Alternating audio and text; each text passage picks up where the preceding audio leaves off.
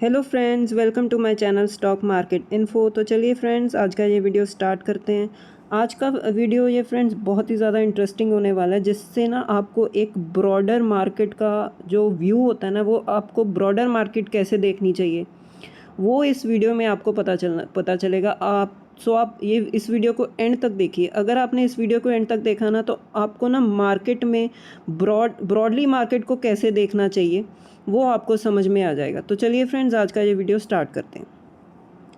तो जैसे कि फ्रेंड्स, हम अब ये पता है कि मार्केट में ना ऑब्जर्वेशन होनी चाहिए। ऑब्जर्वेशन आपकी बहुत स्ट्रांग होनी चाहिए। अगर आपकी ऑब्जर्वेशन स्ट्रांग है ना, तो आप मार्केट में ना इजीली सर्वाइव कर सकते हो, टिक सकते हो, आप डिसीजंस वाइजली ले सकते हो, आप पैनिक नहीं करोगे। एटलीस्ट ये हो जाएगा। आप ऑब्ज़र्व करो मार्केट को कि मार्केट क्या मूव दिखा रही है, आपको बताना क्या चाहती है मार्केट। मार्केट खुद से नहीं बोलेगी, आपको खुद एनालाइज करना पड़ेगा, और वो एक्सपीरियंस से आएगा।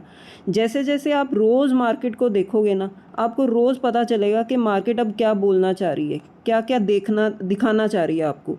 तो उससे आपको ना एक फ्यूचर में आपको कैसे डिसीजंस लेने हैं, किस सेक्टर में जाना है, किस शेयर में जाना है, कितना पैसा लगाना है, कहाँ पर पैसा नहीं लगाना, कहाँ पर कम लगाना है, ज़्यादा लगाना है, आपको ये पता चल जाएगा। ये आइडिया मिलना शुरू हो जाएगा आपको, अगर आप मार्केट को रोज़ ऑब्ज़र्व करोगे।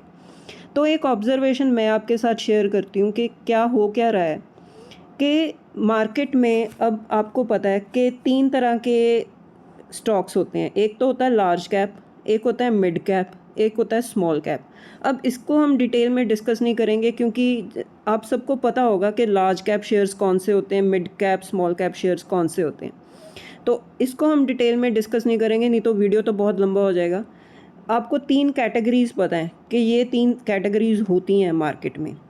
अब जो लार्ज कैप स्टॉक्स होते हैं ना, वो बेसिकली हम कहाँ पर देखते हैं, निफ्टी 50 में।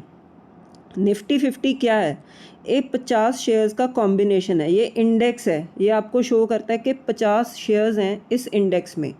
जैसे ये 50 शेयर्स मूव करेंगे ना, वो इंडेक्स में रिफ्लेक्ट होगा, और वो इंडेक्स आपको बताएगा कि ये 50 शेयर्स कैसे कर रहे हैं। और ये 50 शेयर्स ना फ्रेंड्स, ये लार्ज कैप स्टॉक्स हैं, और सभी के सभी लार्ज कैप स्टॉक्स हैं। डिफरेंट सेक्टर्स को बिलोंग करते हैं, लेकिन सभी के सभी लार्ज कैप स्टॉक्स हैं।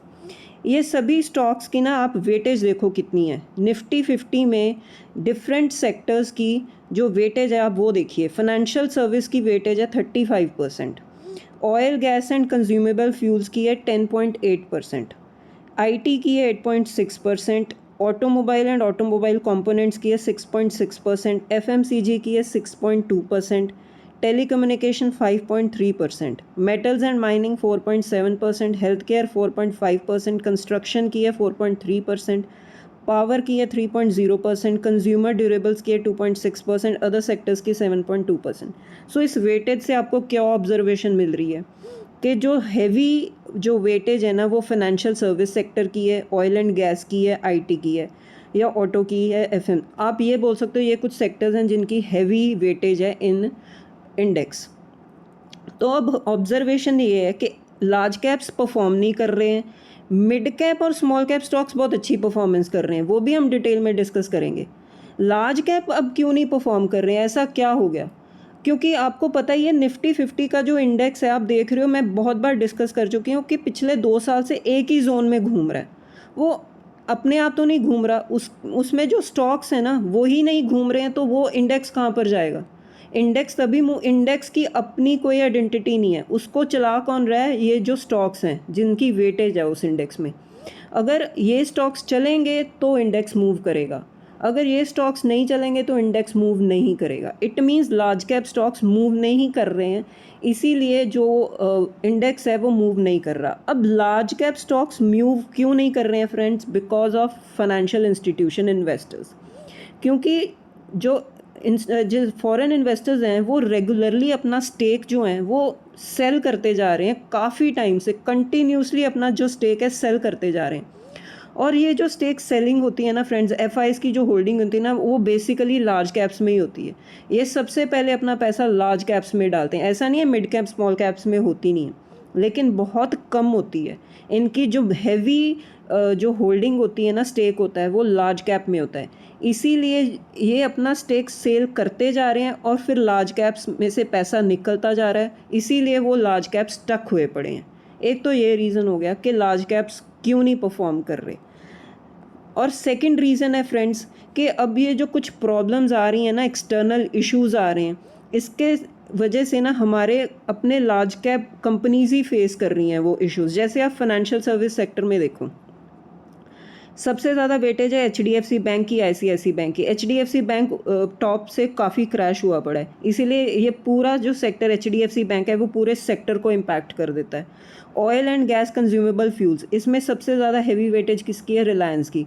रिलायंस का जो मेन बिजनेस है ऑयल एंड गैस का, अब क्रूड ऑयल इंक्रीज़ हो रहा है, प्रेशर आ रहा है मार्जिन्स पर, तो अगर रिलायंस मार्जिन्स पर प्रेशर फेस करेगा तो ऑयल एंड गैस सेक्टर भी नीचे होगा, इसीलिए ये पूरे इंडेक्स को अफेक्ट करता है। अब आईटी सेक्टर इसकी बोलने की ज़रूरत नहीं है, क्योंकि एआई जो चेंज आ रहा है उसमें आईटी की कोई रोल, अपनी इंडियन आईटी कंपनीज़ का कोई इतना खास रोल नहीं है। अभी कुछ थोड़ा थोड़ा टाइप्स हो रहे हैं, लेकिन अभी तक कुछ खास इतना मतलब इम्पैक्ट, पॉजिटिवली इम्पैक्ट नहीं आया।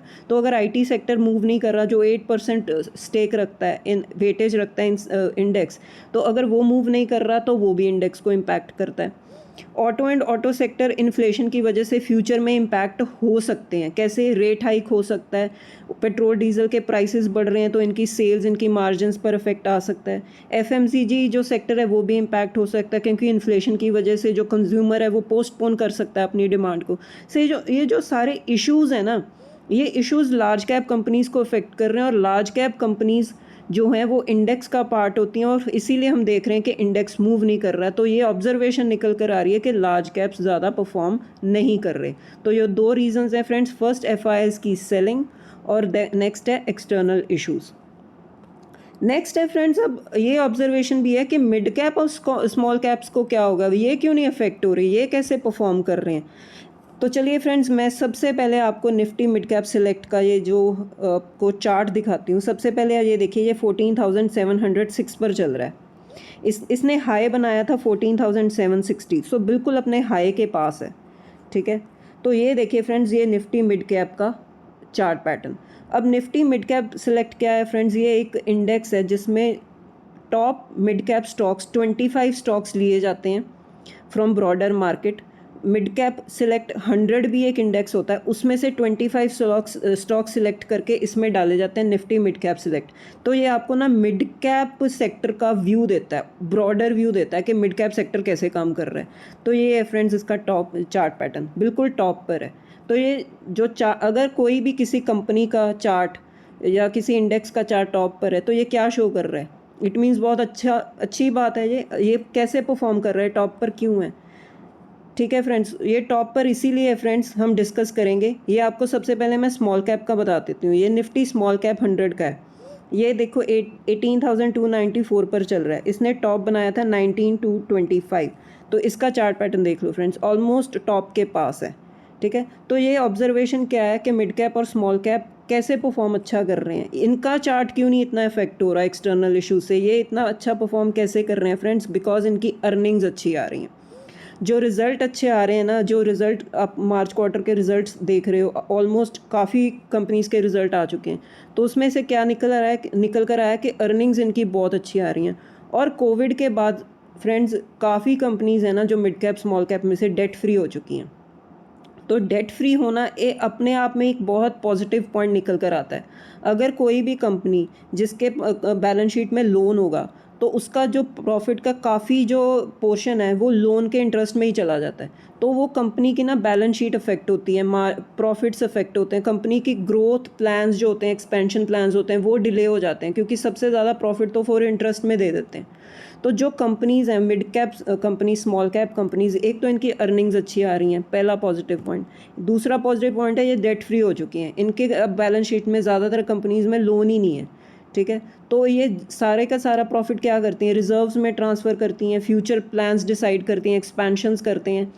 तो ये ऑब्जर्वेशन निकल कर आ रही है कि जो मिड कैप और स्मॉल कैप स्टॉक्स हैं ना, ये बहुत अच्छा परफॉर्म कर रहे हैं बिकॉज ऑफ 2 रीजंस, कि इनकी अर्निंग ग्रोथ अच्छी है और डेट फ्री हो चुकी हैं। और लार्ज कैप जो शेयर्स हैं वो अफेक्ट हो रहे हैं फ्रॉम एक्सटर्नल इशूज़। तो इन द एंड फ्रेंड, मैं वीडियो को कंक्लूड करने के से पहले यही बोलना चाहूँगी कि अगर आपको शेयर सिलेक्ट करने हैं ना, तो ये मेरा डिस्क्लेमर है, इस वीडियो को बनाने का यही मोटिव था कि अब आपको ये देखना है, ऑब्जर्व करना है। अब ये मत देखो कि large cap, mid cap, small cap, अब ये देखो कि जो कंपनी है जिसमें मैं इन्वेस्ट करना चाहता हूँ, वो कंपनी की अर्निंग्स कैसी हैं, उसकी बैलेंस शीट कैसी है, वो इंडेक्स को बीट कर पाएगी कि नहीं। ये नहीं देखना होता कि वो इंडेक्स का पार्ट है कि नहीं है, मिड कैप सिलेक्ट का पार्ट है कि नहीं है। आपको ये देखना होता है कि उसकी अर्निंग ग्रोथ कैसी है, उनके फ्यूचर प्लान्स क्या हैं, उनकी जो ग्रोथ प्लान्स क्या हैं, वो कैसे एक्सपैंड करेंगे, उनका लोन मतलब बैलेंस शीट में लोन कितना है। तो ये बेसिकली हमने फ्रेंड्स ऑब्जर्व करना। ये एक ऑब्जर्वेशन निकल कर आई थी कि लार्ज कैप्स परफॉर्म नहीं कर रहे और मिड कैप, स्मॉल कैप्स बहुत अच्छा परफॉर्म कर रहे हैं।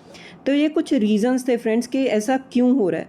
बेसिकली प्रॉब्लम कंपनीज़ में ये नहीं, कुछ तो एक्सटर्नल इश्यूज आ रहे हैं, प्रॉब्लम ये भी है कि कंपनीज़ ना इंटरनली उनकी जो अर्निंग्स है ना, वो भी एस्टिमेट्स को मीट नहीं कर पा रही। इसीलिए लार्ज कैप्स में ऐसी प्रॉब्लम आती है, क्योंकि वो बहुत बड़ी कंपनीज़ होती हैं।